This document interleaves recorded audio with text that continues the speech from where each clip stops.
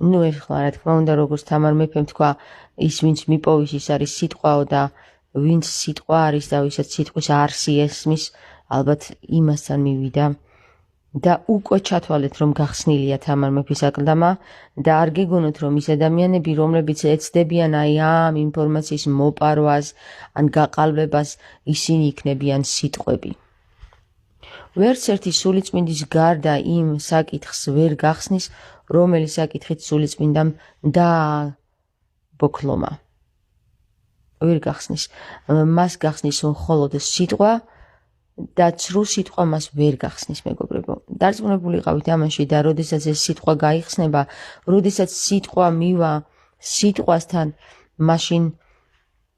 დაიწყება გაბრწყინება თუმცა გაბრწყინება ვერ დაიწყება სანამ კაცობრიობა ჯერ კიდევ იმაზე ფიქრობს ეხლა ოქროებს ვიპოვითო თამარ მეფის